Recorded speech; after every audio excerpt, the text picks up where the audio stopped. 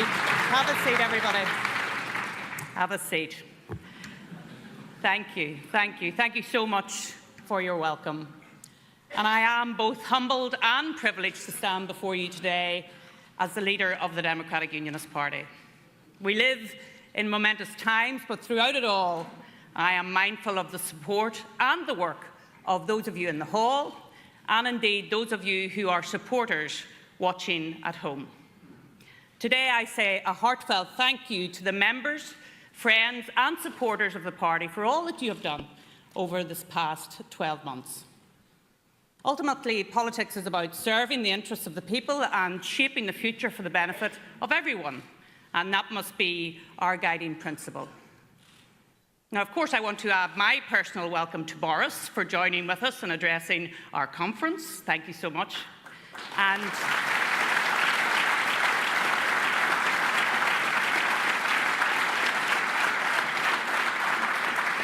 I also want to put on record my appreciation to the Chancellor, Philip Hammond, for speaking at our conference dinner last evening. The DUP has and will continue to work with a range of parliamentarians on the national stage to further the national interest.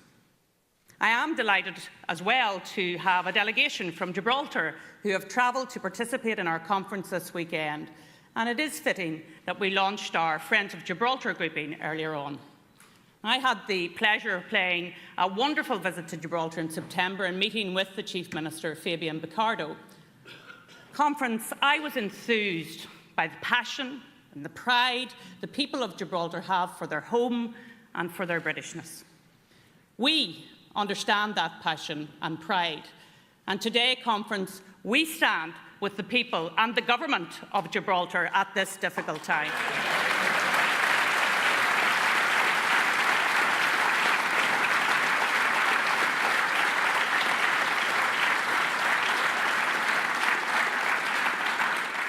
Now, we are fortunate to have Mr Johnson with us this afternoon. He has strong electoral appeal, possesses youth and energy, and has a big political future. No, not you, Boris, but Councillor Peter Johnson, our newly elected representative in Carrickfergus.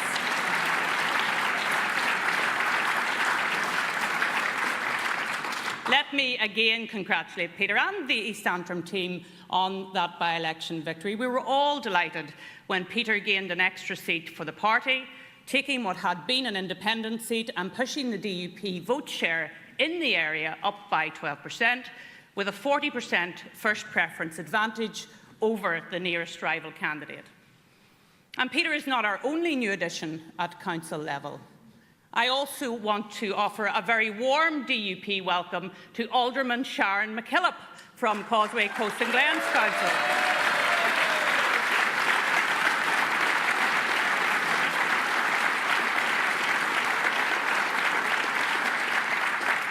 Sharon has this week left the TUV and joined the Democratic Unionist Party, and we're delighted to have you here today, Sharon. So Sharon recognises that it is this party that delivers for the people, and it is this party that has the plan for the future. Now, today we meet at a time of unprecedented interest in our party. The Brexit negotiation is the current dominant political issue, and I want to thank all those colleagues who are involved in that ongoing work. I want to express my gratitude in particular to Nigel for his leadership at Westminster.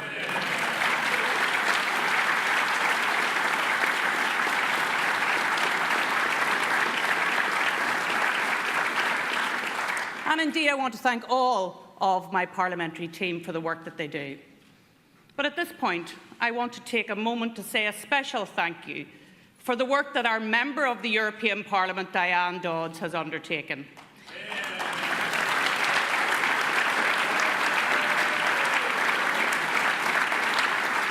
Now, by the time of the United Kingdom's departure, Diane will have been an advocate for Northern Ireland in Europe for a decade. And I know, like me, you appreciate Diane's hard work and dedication on behalf of the people of Northern Ireland. Diane occasionally likes to remind us that it was she who joined the party first and later persuaded Nigel to join. For that alone, I am eternally grateful. But after her election in 2009, Diane established a public-facing European office, and her hard work and results for constituents were subsequently rewarded at the ballot box. Diane has provided an unparalleled service to the people of Northern Ireland, and I know that Diane will continue to play a very important role in the years to come. Conference, we stand at a crucial moment in the affairs of our nation. Our party has been entrusted with great responsibility as a result of the votes of the people across Northern Ireland. And with that responsibility comes a greater focus on our party than we have ever known before. People are interested to know our policy positions on a range of issues, and more than ever, the views of our party representatives are sought. So we must say what we mean and mean what we say. And so today I want at the outset to publicly address the issue of the Renewable Heat Incentive Scheme and our handling of it during our time in government. Now, this has been a very difficult period for our party in particular, and for Northern Ireland politics as a whole. My motivation in government was always to do the right thing at the right time and for the right reasons. But the best of intentions doesn't make you immune from mistakes or misjudgments. And some of our past decisions and actions have left a lot to be desired. And I know that they have personally hurt and offended many of our members, voters and the public. The public inquiry has been difficult for many individually and painful for the party collectively. No party would want to have all of its dealings exposed for all to see at a public inquiry, especially in the unique system of government we have, with the struggles and strains required to make it work. But I make no excuses. Today, as leader of this party, I apologise. As a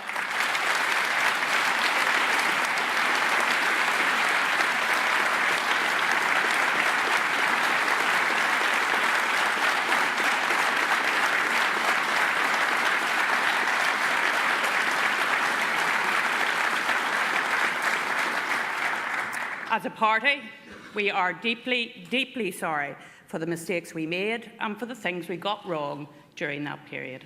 And I am determined our party will learn the lessons from the RHI and how government business was conducted at Stormont more generally.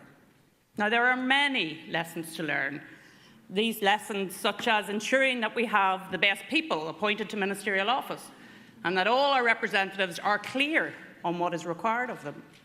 Lessons about special advisers, how we appoint special advisers, the number required, and how they operate and are regulated in government. Lessons for the civil service. There is a strong case for a fundamental appraisal of the Northern Ireland civil service and consideration of extending the home civil service to Northern Ireland. With technology, increasing complexity, and the emergence of new approaches, particularly those which intersect with the private sector, greater expertise is going to be required. We also have lessons about openness and transparency. Proper records must be kept, and we must recognise that greater transparency will add value to public debate. But you know, simply changing processes and procedures will not be enough. We must go further and ensure that we are engaged in an ongoing process of renewal and self-examination. Now, we will work hard to make amends and regain the support and trust of those who were upset by what they saw unfolding over this last number of months. And I know I also speak for many when I say that over the course of this last 12 months, there have been a number of other areas where our behaviour in our ranks has not matched the standards expected of people holding public office. So we must ensure that there is no repeat of such behaviour, and that those high standards we aspire to ourselves and that others rightly require of us are applicable at every level within this party. And while mistakes were made, there were many decisions taken by ministers from this party and other parties that we can be proud of and which ensured Northern Ireland kept moving in the right direction. Record levels of inward investment. Billions invested in new roads, new schools and new hospitals. But of course, much more remains to be done. Our country and our people deserve a stable government that will focus on taking decisions to make a real and meaningful difference to the lives of our people up and down our country.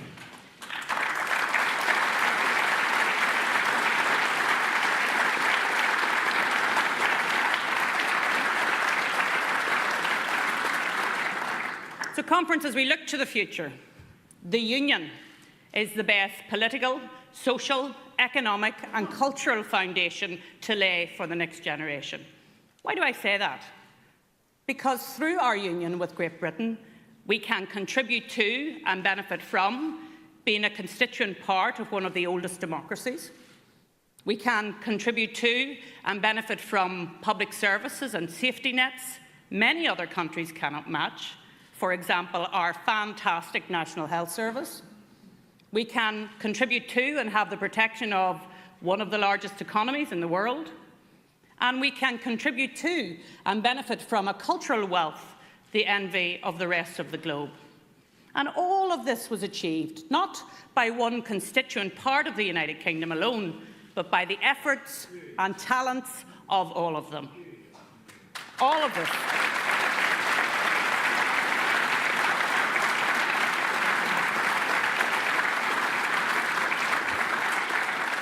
All of this was achieved through our common bond, the Union. And when we look back over our proud history and our common struggles, we see what we achieved was because we did it together as a United Kingdom. And that is what shapes our vision for leaving the European Union. Our commitment to the principles of democracy means that we must implement the referendum result of 2016, a national referendum with a national outcome. And our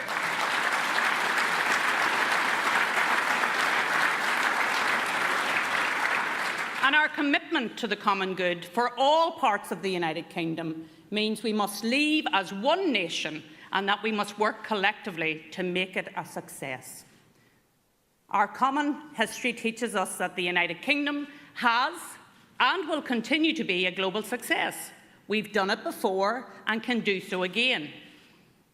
2 years ago, at Conference, I outlined 5 simple principles that would guide us in Brexit discussions and stated that talks would be tough. Seems like a bit of an understatement now, I have to say. But in particular, I said that the economic and social benefits for Northern Ireland within the United Kingdom are far more important than our relationship with the European Union, and that we would work with whomever in order to get the best deal for Northern Ireland, at home and abroad. Now, consistently, we have indicated our objectives and our bottom line. They were simple, they were clear, and they were focused. We sought to do what was best for the United Kingdom and Northern Ireland in particular. We sought to provide the government with the room it needed to negotiate, but never to lose sight of what it needed to deliver. And most importantly, we publicly and privately indicated that we could not support proposals that would open the possibility of divergence in either customs or regulatory measures between Great Britain and Northern Ireland. Our message was clear and it was consistent. Now, Conference, I do want to acknowledge the hard work and determined efforts of the Prime Minister to secure an agreement. I believe she is genuine when she says she wants to see an outcome that does no harm to the Union and the internal market of the United Kingdom. However, this draft agreement fails her own key commitments. The Prime Minister has not been able to guarantee an outcome that eliminates the risk of the introduction of the so-called backstop arrangements. Now, on the one hand, we're told that the backstop would be the best of both worlds. And on the other hand, we're told we're not going to need the backstop. So, ladies and gentlemen, therein lies one of the many contradictions at the heart of this draft withdrawal agreement. In such circumstances, Northern Ireland alone would be aligned to numerous EU single market regulations, while Great Britain would not. Such a scenario, in the medium term, would inevitably lead to barriers to trade within the United Kingdom internal market. Let me be very clear, that is not in the national interest.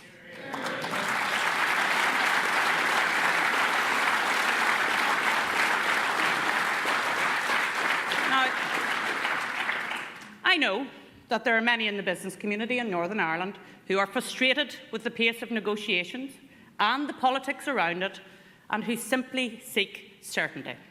I understand their position. They have been clear that they would prefer what is currently on the table rather than a no-deal outcome. But for us, we cannot wish away the fact that the draft withdrawal agreement contains arrangements that we believe are not in Northern Ireland's long-term economic or strategic interests. Northern Ireland would remain part of the European Union's customs code, and as things stand, we would be sowing the seeds of inevitable economic divergence from our largest market. In addition to the economic arguments, of course, we believe the constitutional implications of the deal cannot be ignored. The Democratic Unionist Party has never been afraid to say yes when it is right to do so, nor to say no when required. And we do not stand alone on these issues, with a large number of Conservatives, both those who voted leave and remain, not persuaded. Even Jeremy Corbyn isn't buying the sea border. But this party wants to see a negotiated and orderly withdrawal from the European Union. That's always been our position. We're not campaigning for a no-deal exit, nor do we want barriers to trade between Northern Ireland and our neighbours in the Republic. The choice is not between this deal and no deal, despite what the government spin machine may say. The reality is that if we are to secure a better outcome than is currently on offer, then the only option is to look beyond the current draft withdrawal agreement and work in the time ahead for an improved outcome.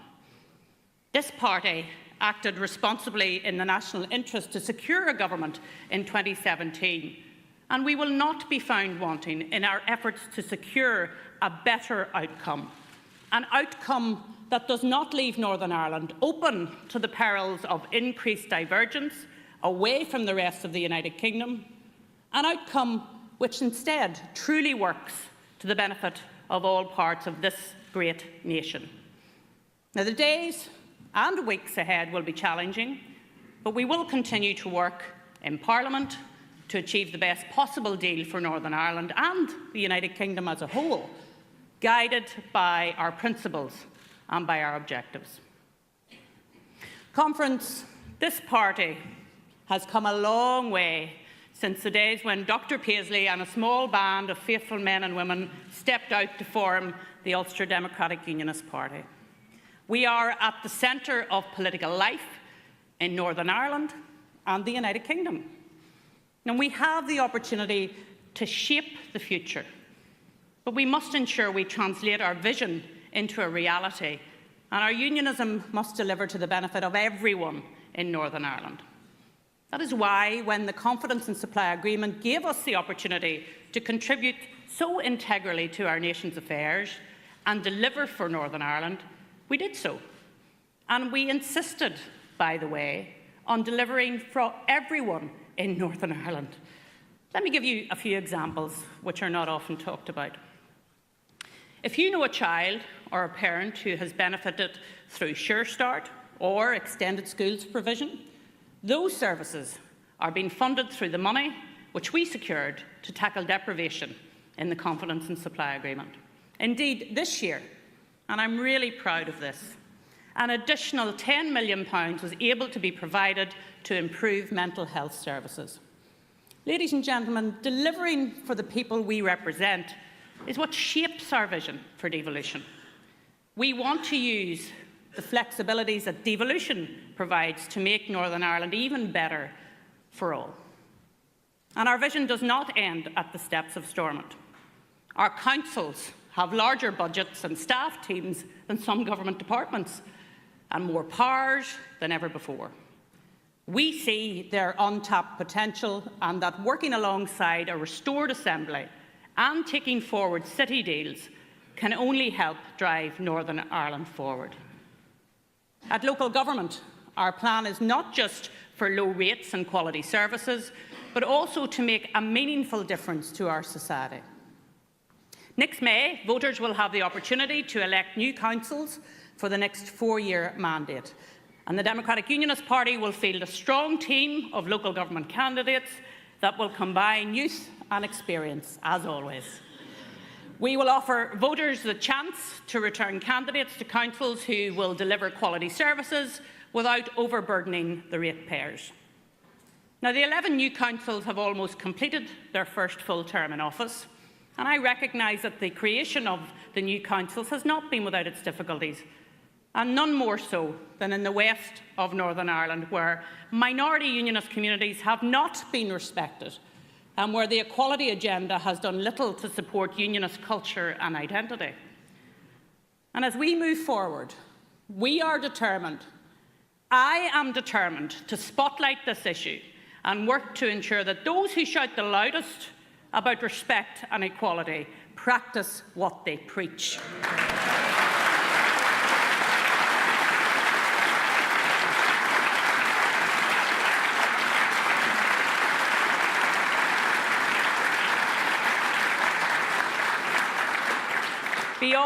Beyond local government, and we're all looking forward to getting out to canvass, beyond local government, we want to see the Executive and Assembly re-established on a sustainable basis. This party, the DUP, is a pro-devolution party. Since we became the largest party of unionism, the DUP has prioritised the establishment and maintenance of a working Executive and Assembly as its core political priority. This remains unchanged. I am as committed to devolution today as I was the day the institution stopped functioning, because influence in London or power in Belfast was never a binary choice. In fact, both working together is when we can achieve the most for Northern Ireland. And devolution is good for Northern Ireland.